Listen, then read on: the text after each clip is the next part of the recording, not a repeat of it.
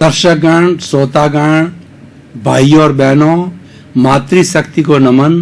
खास, विशेष, मनमोहक, प्रेरणा देने वाला, सत्संग कराने वाला, अच्छा इंसान बनाने वाला, सृष्टि को नया रूप देने वाला, सृजना करने वाला विशेष कार्यक्रम में आप सभी का हार्दिक स्वागत है, अभिनंदन है।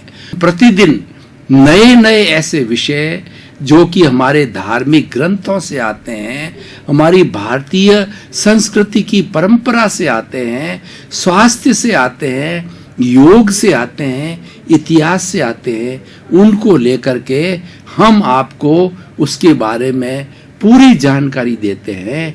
इसी क्रम में आज का एक विशेष अनुसंधान का विषय है, वह है आभा मंडल।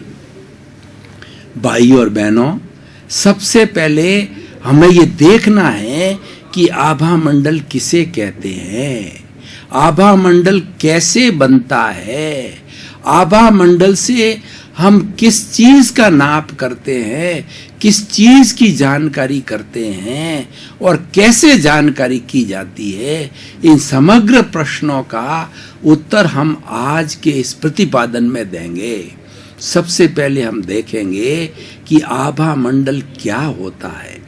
आभा मंडल को ओरा कहा जाता है और ये ओरा निर्जीव वस्तु के भी होता है और सजीव वस्तु के भी होता है, यानी उस वस्तु के इर्द गिर्द लगभग 1 इंची 2 इंची जो है थिकनेस का पूरी गोलाई के अंदर एक गोला बनता है, उसको हम ओरा कहते हैं।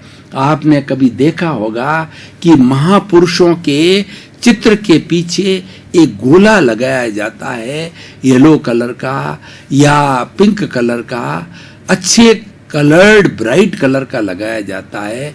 वह एक ओरा का रूप होता है। और जड़ तत्व के जो ओरा होता है वह फिक्स होता है, क्योंकि जड़ तत्व में भाव नहीं है, विचार नहीं है, चिंतन नहीं है, बुद्धि नहीं है, वह तो मात्र जड़ है, एक जगह पड़ा रहता है। जैसे पत्थर है तो उस पत्थर का ओरा फिक्स होगा, उसमें कोई रद्दो बदल नहीं होगा। लेकिन उसकी जगह अगर एक पेड़ का ओरा लिया जाए, जीवित पत्ती का ओरा लिया जाए, जीवित चींटी का ओरा लिया जाए, जीवित मनुष्य का ओरा लिया जाए, क्योंकि मरने के बाद वह भी जड़ बन जाता है, तो जीवित मतलब उसके अंदर आत्मा का निवास होना चाहिए। आत्मा जब इस जड़ रूपी शरीर के साथ मिलती है तब वो ओरा बनता है। दोनों का मिश्रण से बद्ध आत्मा कहलाती है और शरीर संचालित होता है। और ओरा बनता कैसे है? भाइयों और बहनों, दर्शकगण, श्रोतागण, ओरा के बनने के समझने के लिए हमें भीतर जाना पड़ेगा। हमारे 3 तरह के मन हैं। एक तो चेतन मन है, दूसरा अवचेतन मन है और तीसरा अचेतन मन है। चेतन मन है वो हमारे शरीर और बुद्धि से जुड़ा हुआ है, मन से जुड़ा हुआ है, वो हमें चिंतन करवाता है। जैसे मैं बोल रहा हूं तो ये चेतन मन का कार्य है। और संसार के मन से, वचन से, काया से जितने भी हम कार्य करते हैं वह चेतन मन से होता है। हम भूतकाल की स्मृति करते हैं, वर्तमान काल का चिंतन करते हैं, भविष्य की कल्पना करते हैं, किसी भी तरह की योजना बनाते हैं, वह सब जो है हमारे इस चेतन मन से होता है। दूसरा होता है अवचेतन मन, वो भीतर रहता है, वो बुद्धि से परे है, वो एक फैक्ट्री है, वहां पर रूपांतरण होता है। सारा कोई व्यक्ति बदलता है, अच्छा या बुरा बनता है, उस सारा रूपांतरण अवचेतन मन पर होता है, जिसको कि हम सब कॉन्शियस माइंड कहते हैं। चेतन मन को कॉन्शियस माइंड कहते हैं, अवचेतन मन को सब कॉन्शियस माइंड कहते हैं और अचेतन मन को अनकॉन्शियस माइंड कहा जाता है। जो अवचेतन मन होता है वो लेशिया का जो है तंत्र होता है, उसके अंदर वाइब्रेशंस होती है, कलर्ड वाइब्रेशंस होती है।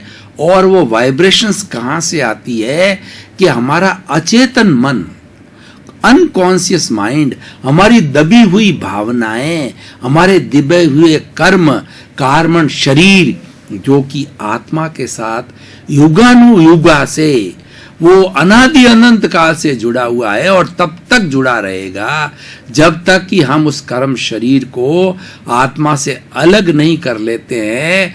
आत्मा 24 कैरेट का जब सोना बन जाएगी, शुद्ध आत्मा बन जाएगी, तब वो मोक्ष में जाएगी। तब तक ये कर्म शरीर रहेगा, अचेतन मन रहेगा और ये ओरा बनता रहेगा।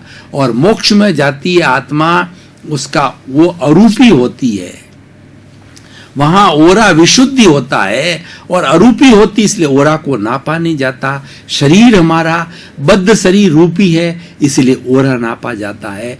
तो अचेतन मन के अंदर दबी हुई हमारी भावना, दबी हुई कर्म, जब समय उसका फिक्स होता है छूटने का, जिसको उदय कहते हैं, उदय काल से भीतर जैसे भी अच्छे या बुरे कर्म, अच्छे या बुरी भावना, मान लीजिए अच्छे कर्म आ रहे हैं, तो अच्छे कर्म आने के बाद में हमारा जो अवचेतन मन फैक्ट्री है, उसमें जो रूपांतरण होता है, वहाँ पे 6 तरह के कलर्ड वेव्स होती है, कलर्ड वाइब्रेशंस होती है। वो होता है कृष्ण, नील, कापोत, तेजो, पद्म और शुक्ल लेशिया। कलर्ड वाइब्रेशंस को लेशिया कहा जाता है। कृष्ण मन काला, नील मन नीला, कापोत मन कबूतरी कलर। ये ब्लंट होती है, यानी ये भद्दी सी होती है, ब्राइट नहीं होती है।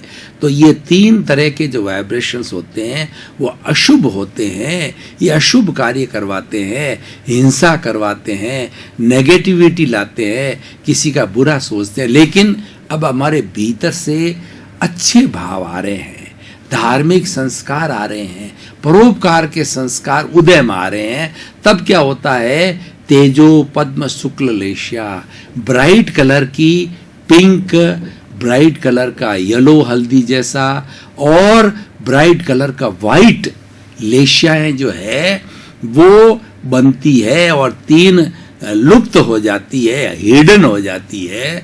तो हमारी जो पिंक कलर की तेजो लेशिया है, वो लेशिया हमें शांति देती है, शांति से सरोबार कर देती है। पीले रंग की पद्म लेशिया हमें आनंद देती है, भीतर आनंद का झरना फूटता है और आनंदित इतना हो जाता है व्यक्ति कि उसको बाहर के जितने इंद्रियों के सुख है, धन दौलत परिवार ऐश आराम, वो फीके फीके लगता है। वो मेडिटेशन करना चाहता है, वो एकांत में रहना चाहेगा, वो शांत रहेगा, उसमें वैराग्य के बीज फूट जाते हैं।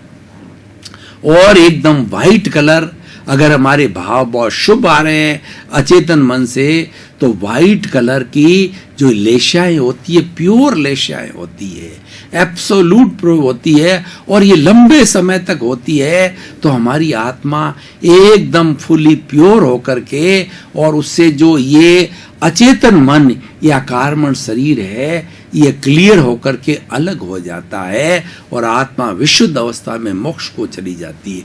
अब देखिए भाई और बहनों, मैंने 6 तरह के कलर्ड वेव्स बताई।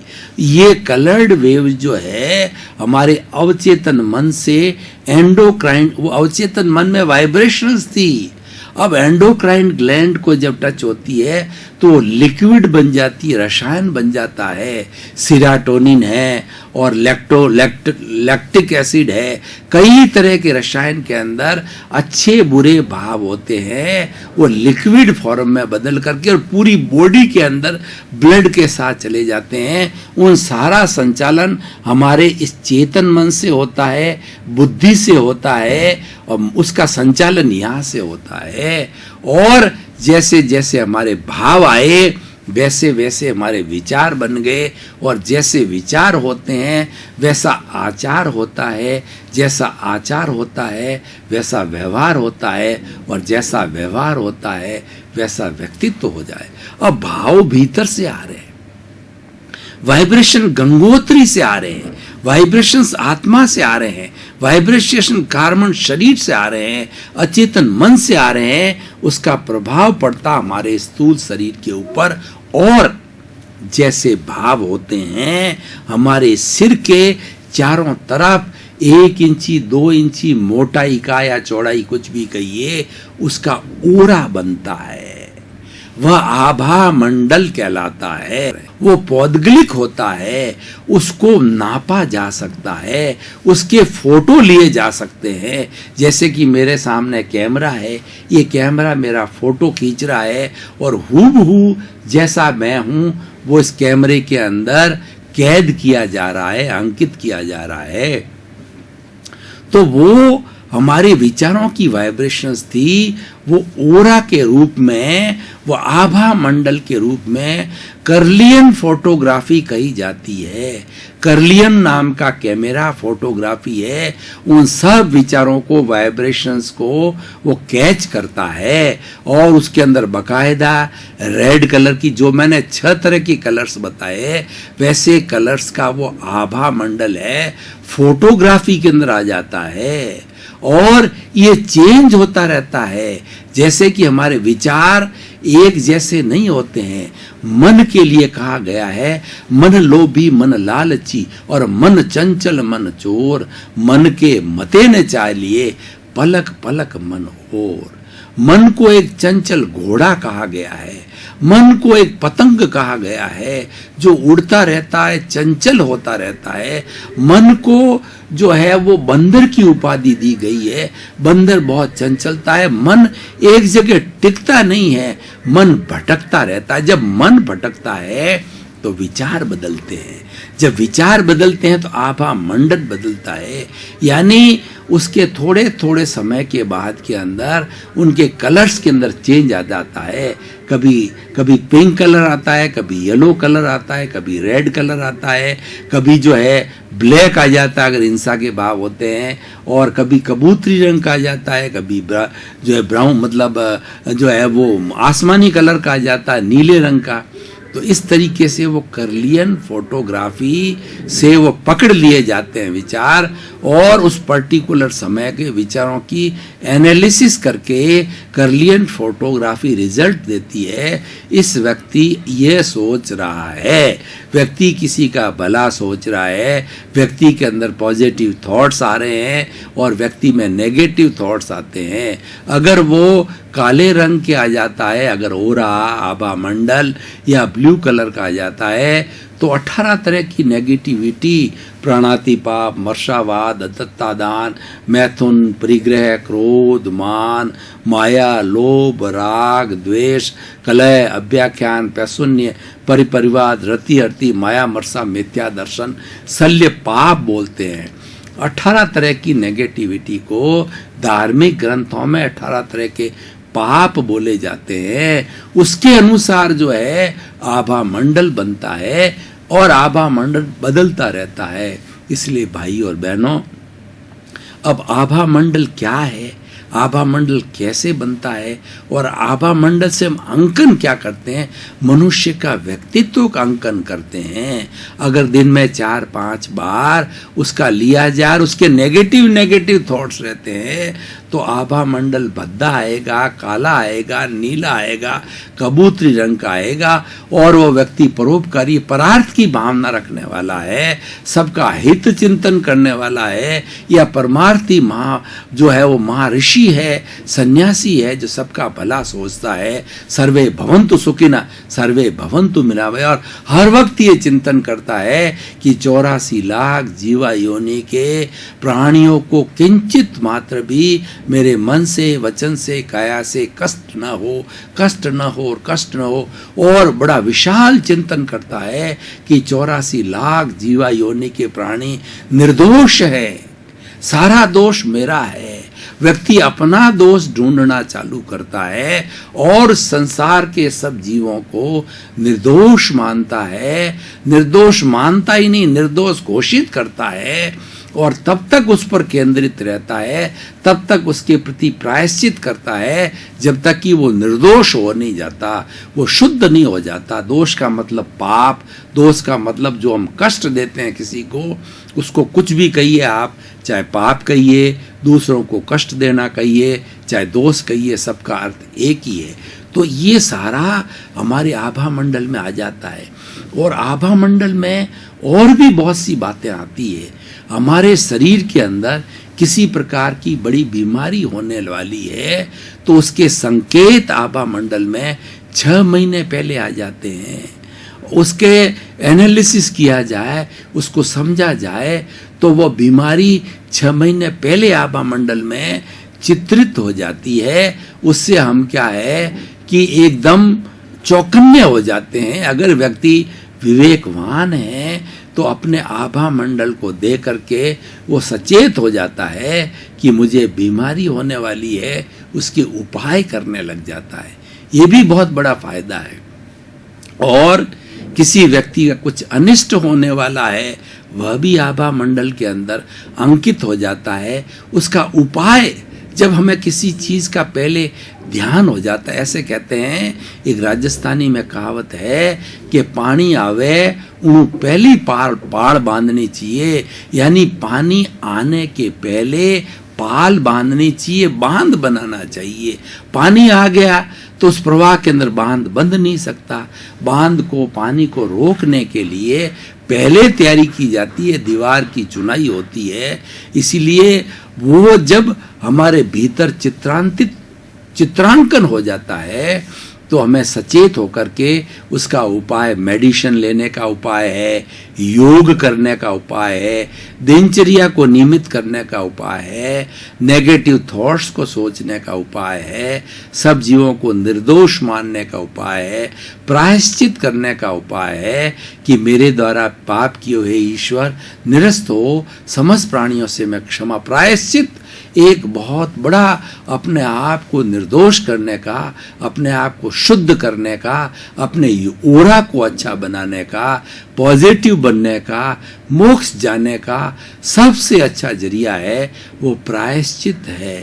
और 4 शब्द हमारी भारतीय संस्कृति के जो ग्रंथों में आते हैं, एक सामायिक, दूसरा आलोचना, तीसरा प्रतिक्रमण और चौथा प्रत्याख्यान। ये ओरा के शुद्धिकरण के लिए, ओरा तो मैंने बता दिया, ओरा का चित्र बनता है। और मैंने ये भी बताया कि ओरा के अंदर अनिष्ट बातें पहले आ जाती है, अस्वस्थ होने की बात होती है। कोई भी चीज है उसका पहले ओरा हमें आभास कराना चालू कर देता है। तो उसका शुद्धिकरण का सबसे बड़ा उपाय क्या है? वो जो है अशुद्ध विचार क्यों होते हैं, वो अशुद्धि क्यों आ रही है? क्योंकि हमने किसी न किसी जन्म में किसी न किसी प्राणी को दुख दिया है, तो वह उसका हिसाब एनओसी लेने के लिए, उसका हिसाब चुकता करने के लिए वो भाव आ रहे हैं। और उस भावों से हमें जो है, किसी को हमने अंतराय दी है, किसी को हमने बीमार गिराया है, बीमारी में सेवा नहीं की है, तो हमें बीमारी आती है। इसीलिए कहा जाता है, जैसी करनी वैसी भरनी, as you sow will you reap. तुम जैसा बोओगे वैसा पाओगे। तो इसीलिए वो चित्रांकन आभा मंडल के अंदर होता है जो हमें सचेत करता है।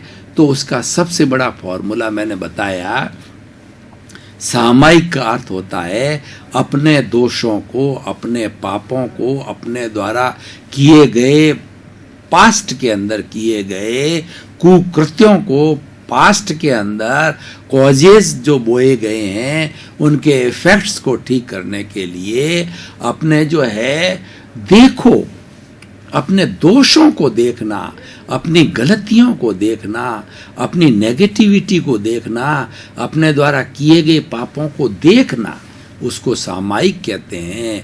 दूसरा आलोचना कहलाती है कि आपने पाप तो कर लिए, दोष तो कर लिए, उसको स्वीकार करना। ईश्वर भी God help those who help themselves. ईश्वर उसकी मदद करता है जो स्वयं अपनी मदद करता है, यानी स्वयं अपनी भूल को स्वीकार करता है तो ईश्वर उसकी मदद करता है। भगवान कृष्ण ने गीता में भक्ति मार्ग में क्या कहा कि तुम कितने ही पापी हो, तुमने कितने ही कुकृत्य किए हैं, लेकिन तुम भक्ति भाव से मेरे को समर्पित होकर के मेरे चरणों में आ जाओ तो उन पापों को शुद्ध करने का दायित्व मेरा है। तो दूसरे शब्दों में हम कह सकते हैं कि उन भूलों को स्वीकार करना, वो आलोचना। और तीसरा प्रतिक्रमण। अब आपने भूलें की देख ली, भूलों को आपने स्वीकार कर लिया। अब भूलों को प्रायश्चित करने का मतलब होता है कि भूलों का धोना, शुद्धिकरण करना, उसको अलग करना, आत्मा से कर्म शरीर को, अचेतन मन को, दबी हुई भावनाओं को अलग करना, वो प्रायश्चित है, वो प्रतिक्रमण है। वो बार बार बार बार सभी प्रत्यक्ष अप्रत्यक्ष रूप से जीवों के साथ हुए पापों के लिए करना चाहिए। और उसके बाद होता है प्रत्याख्यान।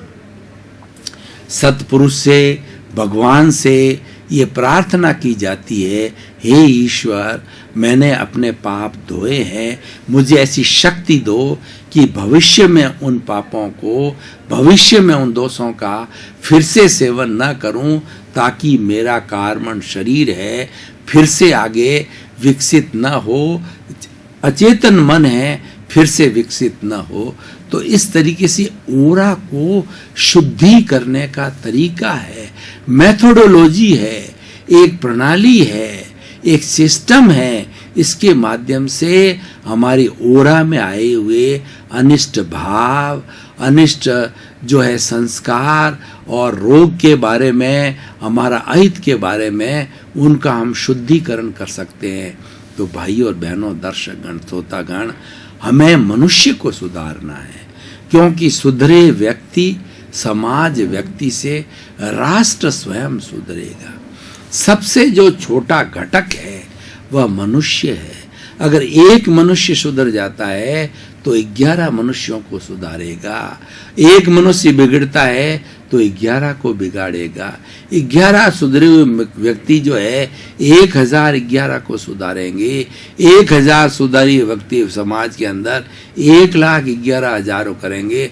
और ये संख्या मल्टीप्लाई होते होते होते होते वह समय भी आ सकता है कि 7 अरब की जनसंख्या।